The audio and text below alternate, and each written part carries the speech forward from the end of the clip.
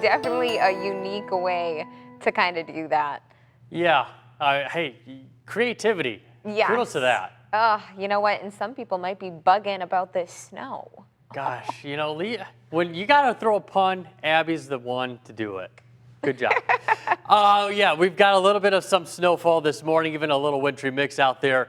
Off towards the west from even, I'd say, like Wisconsin Dells up towards Wausau. There's been some reports of some freezing drizzle, sleet, also some sleeping reported up in Antigo right now. We're going to have this wintry mix for the next couple of hours until this band of heavier moisture starts to move in here from the west. That's all the way from Nebraska and Kansas up into northwestern Wisconsin, and behind it, very cold air.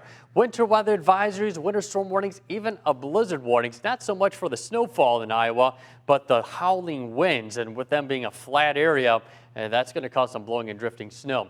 Here's a closer look at our current headlines with that winter storm warning for most of us. A winter weather advisory from Marquette through Sheboygan counties. Everyone's going to be seeing several inches of snowfall. It's going to be starting obviously this morning, and then as you go towards lunchtime or so, we'll see a transition over to some moderate to locally heavy snowfall at times. It should start to taper off later towards the evening hours after 6, 7 o'clock or so. But with winds coming in out of the south and southeast, eventually turning out of the west, gusts, I mean, they certainly could cause some blowing and drifting out there. We're thinking about 2 to 4 inches to 1 to 3 inches. This is kind of the peak of the storm system right here with an icing, sleet mix in the beginning, and then as we head after midnight, a little bit lesser as well. So here's a closer look showing as we get towards about 10, 11 o'clock or so, holding on into that wintry mix for the Fox Valley eastward, but snowfall west of that. But temperatures, you see how they're getting to 33, 34. So while the snow's coming down heavily, we'll also do a little bit of melting. This is going to be a very wet, heavy snow. So you'll want to take it easy when you're doing the shoveling or snow blowing this afternoon and evening. 5 o'clock, still dealing with moderate snow, but we're seeing the back end of the system starting to lift through.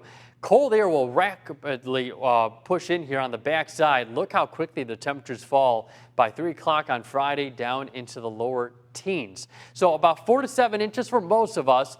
Into the far Northwoods, that's where we could have just a little bit higher totals, 7 to as much as 9 inches of snowfall, maybe locally upwards of 10 inches. Wind gusts coming in out of the southeast initially, but once that cold front moves in, look how the winds change direction and start howling out of the west, ushering in that very chilly air out there.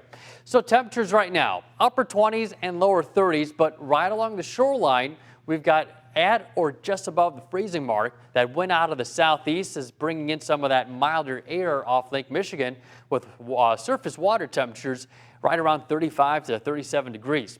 34 is going to be the high temperature today. Southeast winds 10 to 20.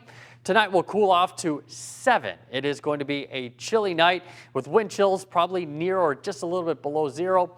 Tomorrow, highs only in the lower teens, and it only gets colder afterwards. We'll get down into the single digits for Saturday, Sunday, Monday, Tuesday, and Wednesday. And why not? Let's throw in some sub-zero low temperatures while we're at it as well. We've been very mild so far this winter, so it always happens every year. It's, we're going to get that big cold snap. When's it going to happen? Well, we had to wait to February for this time. Yeah, we really did. But everyone, just make sure you're driving safe today and, checking your local forecast. There you go. Gino. Add a little extra time. All right, up next, just